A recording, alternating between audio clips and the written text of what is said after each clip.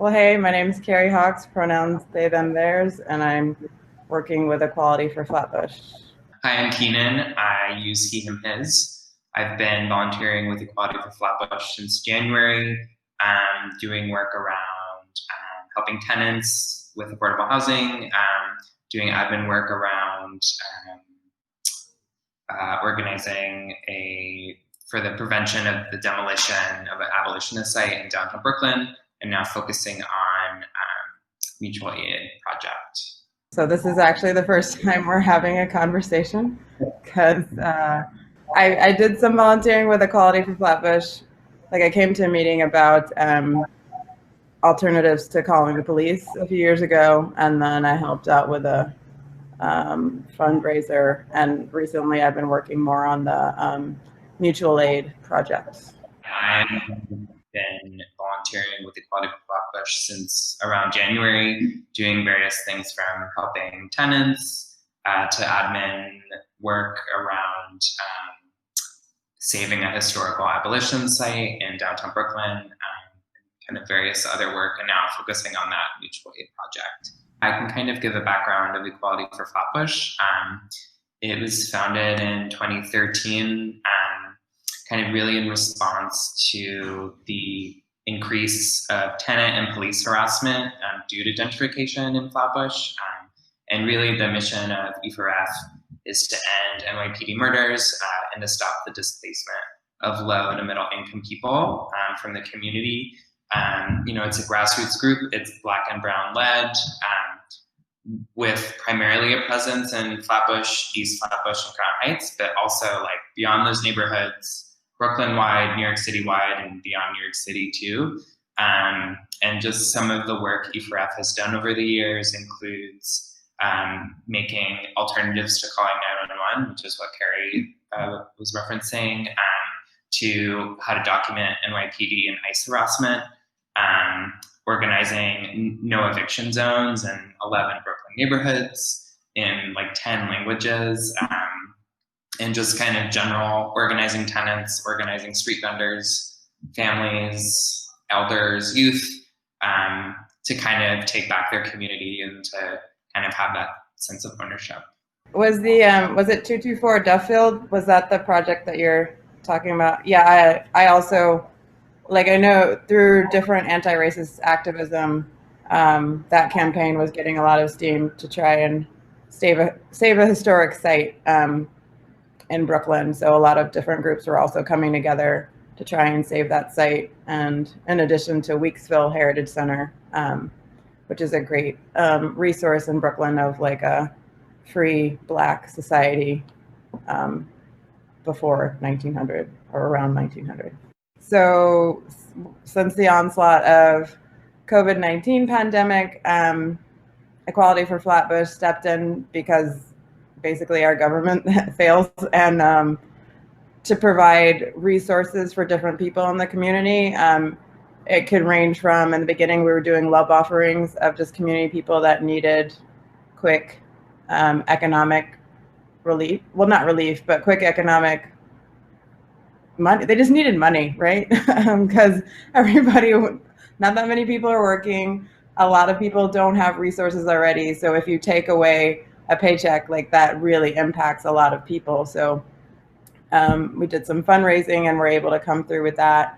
And I've been particularly active with our grocery project. So again, we raise money through different people in the community and through GoFundMe and other things so that we can help ourselves. So a lot of the people who are wanting groceries are also people who are working with E4F. So it's not like us and them. It's like we're all helping each other.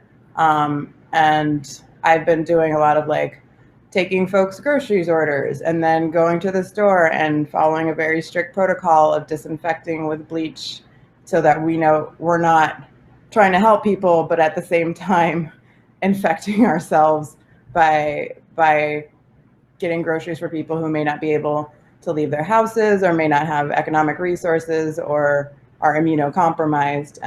So that's been going, as far as I know, at least since March or April. And I've been doing a lot of like walking orders because I myself don't have a car, and calling folks and just doing phone tree to check in on them to see like if they have a specific medical need or grocery need or another need that somehow within the group we can help each other. And I think in addition to the crisis of COVID, Black deaths just keep happening because of murder. So that compounded with a lot of people like figuring out like, oh, hey, I actually want to do something that helps my community. And so there's been an onslaught of new volunteers who want to actually do something to create the world that we want to live in.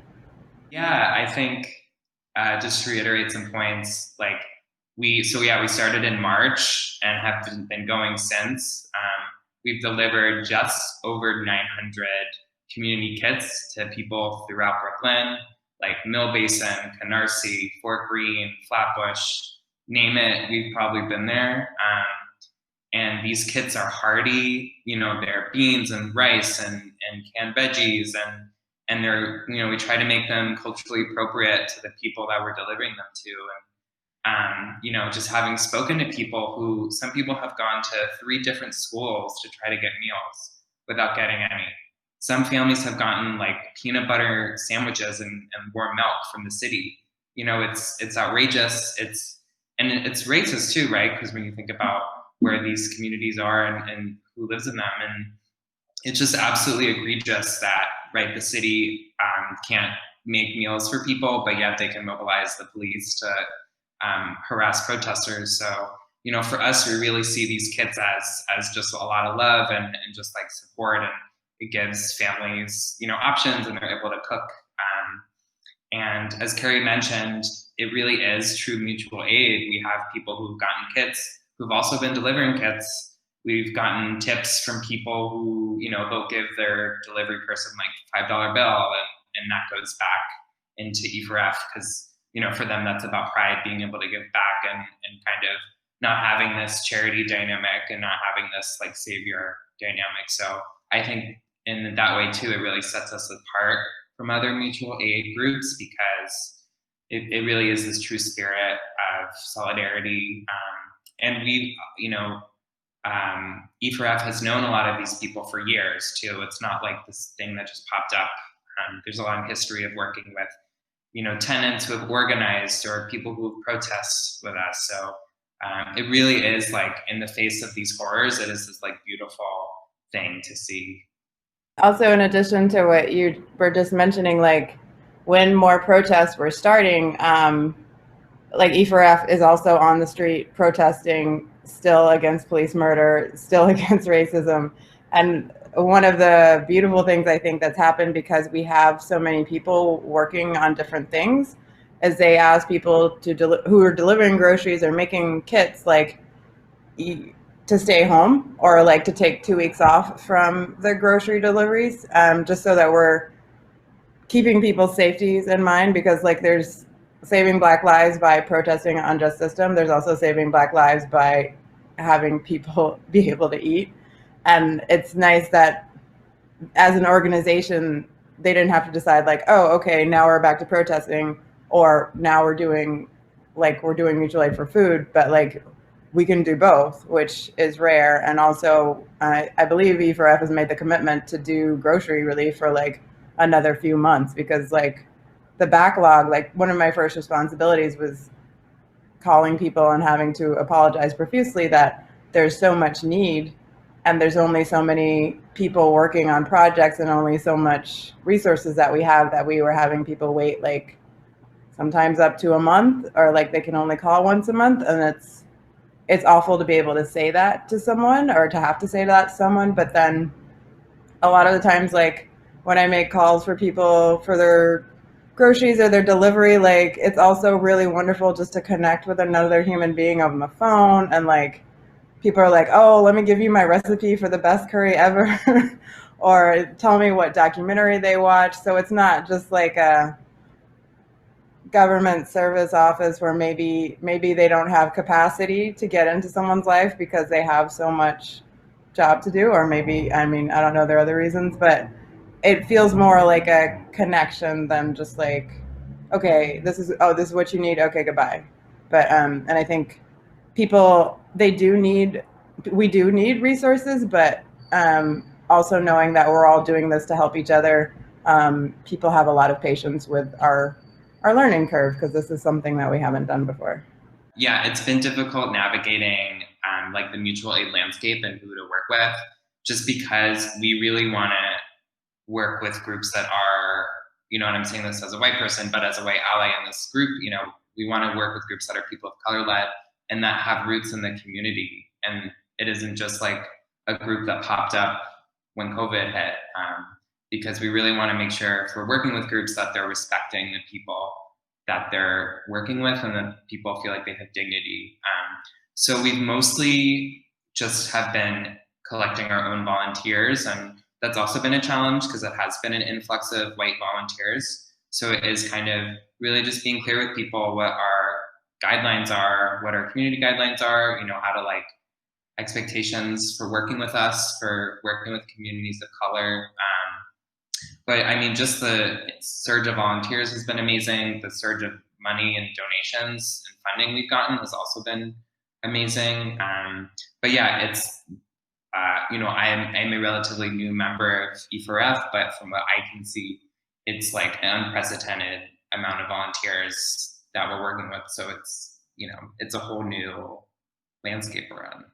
I've been to some of, so E4F has like different calls, different nights of the week, like a Zoom video call where you'll talk about phone tree or like skill shares from delivery and kit making.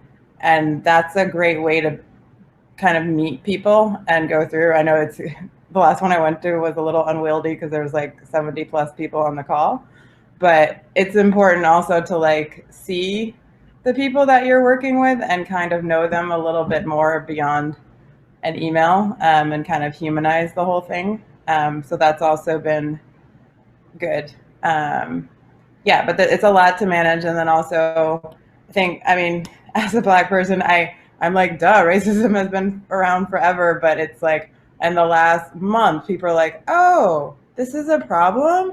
I should do something. And like, yes, we should all do something, but I think you don't want people to just come in for like a week and think, oh, I've done it, and then leave.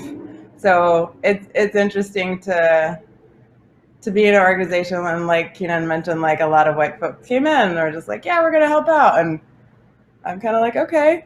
I mean, time will tell your capacity and your interest, but I think right now it's been a really rewarding and like hopeful experience to see like how much of a crisis that we're all going through, and then how we can help each other with our different types of resources, be it like if you're doing phone callbacks and like you're not able to go out in the street, or if you're doing protesting and that's highly important, or if you're doing cop watch, like all of those things are important, and all of those things are towards building the world that we want to live in. I haven't done E4F's cop watch training, but I have done a cop watch training with another community organization, and a little bit about why not to call the police.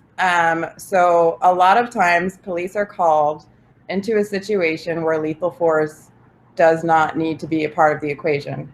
And what often happens, especially in Black and brown communities, is the police will come in and shoot.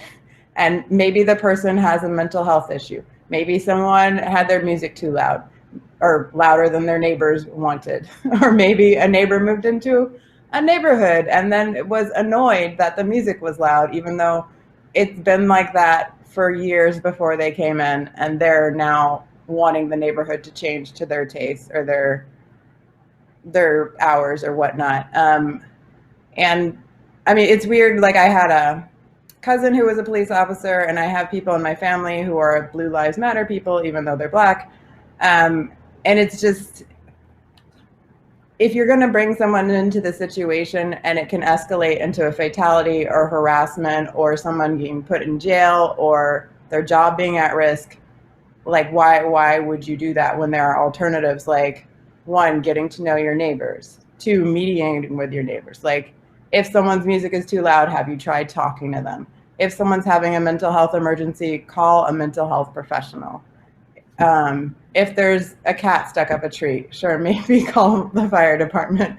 But most of these things aren't solved by a gun, and a lot of police officers are not equipped to deal with these situations anyway.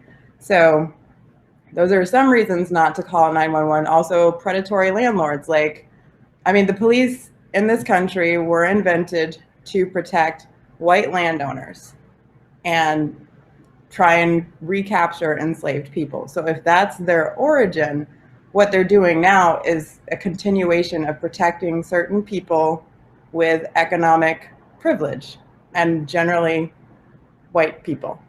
So if that's their root, then we want to go, because there's a lot of talk now, defund the police. And America didn't always have police. People solved disputes without that. Other communities maybe had elders that they went to solve disputes. So it doesn't have to be the way it is that we always call the police. So some alternatives are like talking to your neighbors, figuring out other disputes. And so the cop watch training that I had gone to was just like, if you're out and you see the police interacting with someone, chances are, as we've seen lately, if there's not a video of it, a lot of people won't believe anything you say. They'll just believe the police report. So if you can document it from a safe distance away, get the person's badge number, figure out what's going on, then you have the evidence you need, you have the equipment you need, you're basically monitoring the police, because the police work for the people. So if they're not going to monitor themselves and they're not going to follow the protocols that they set for themselves, then we need to be able to make sure that people are being treated fairly and respectfully. And if they're not, we need to document it. And sometimes just the presence of someone watching what you're doing will trigger in your head oh, I shouldn't be doing this in front of another person. Whether or not you change and then you're oh yeah, I shouldn't be doing this, period. But I think the risk of that, and with the whole body cams and all that, body cams work if they're turned on. But people can get away with things if they're undocumented. So that was my background to alternatives to calling 911.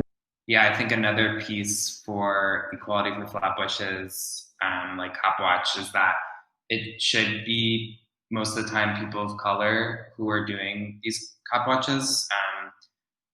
The idea of a band of white people walking around a black or brown neighborhood, right? There's just that kind of puts off an image of there's not a lot of trust, or it just that the optics of that don't look good, and that doesn't sow trust for other community members, and the dynamics too. If you have a lot of white people who are videotaping a police officer, doesn't sit well with a lot of people in the community. So ideally it's people of color. And of course, if it's spontaneous, if you see something happening, I've seen spontaneous things happen and have recorded, and kind of that's an important part of it. But ideally the cop watch teams are people of color, and that's been something that E4F and I think a lot of groups in New York City try to hold. But yeah, and I think too, what we're seeing with the fireworks now,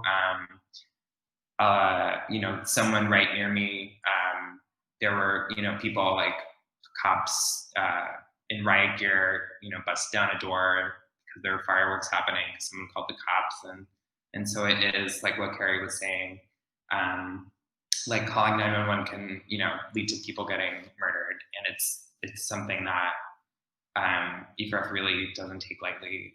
But yeah, so just having those alternatives and really getting people to, as Carrie said, getting people to know their neighbors, creating these bonds and these relationships so that the cops don't have to be involved, I think is really important.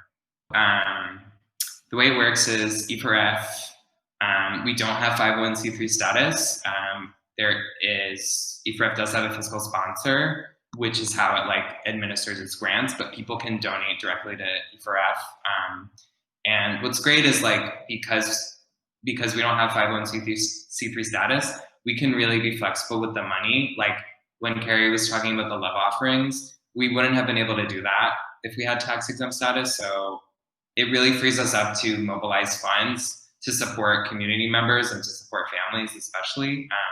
But yeah, that money is going to everything from our kits. That's like kind of the biggest thing. So again, like the rice, the beans, the canned veggies, the disinfectant, gloves, other PPE, just like items for community members to have.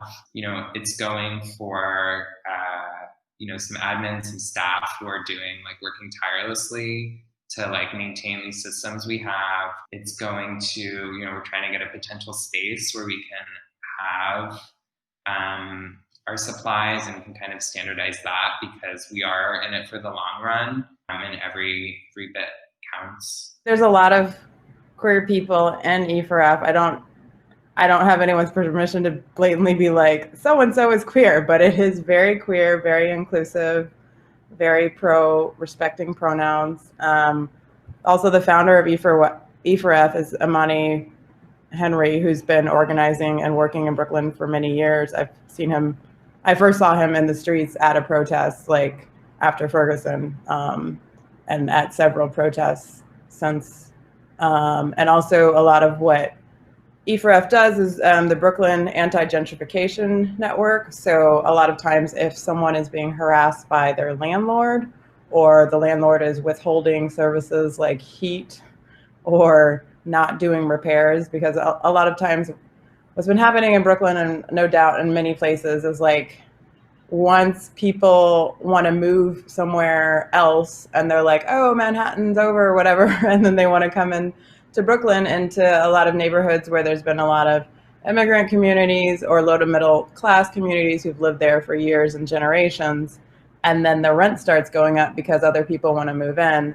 So tenants are faced with landlords that basically want to push them out, either by withholding services or harassing them night and day, or just flat out denying things that they should be doing. So E4F will call for people to call the landlord and get in their face and demand that services be restored, or so-and-so turned off the heat at this apartment, call the landlord, let's flood them with calls, let's let people know, because when landlords get in that situation, they have a lot of power, and they think, oh, this is just one person that I can harass and get out of my building until I can get someone with more money to move in. But if you have a whole network of people behind them, they'll know this is not just one person. This is a lot of people with a bigger network, and we care about what happens to people in Brooklyn and families in Brooklyn who've been here for years. So that's another part of what Equality for Flatbush does. Yeah, and I would just add, so many of our elected officials are in bed with developers, and they may talk a big game, but in the end, not a lot of action. And gentrification is this kind of force, and is this issue that there's so many different facets to it and different ways to address it. And just the way E4F does, like Carrie was saying, it's direct, it's effective, it really it holds landlords, it holds other people accountable, to treat our community members with respect. These people who've been living here for decades and have made this community a home for them, and they want to stay here. And in a way, of course, there's queer issues too, when you think about how gentrification sometimes erases queer history or queer spots in a neighborhood, thinking about gay bars that have disappeared and stuff. So gentrification affects so many people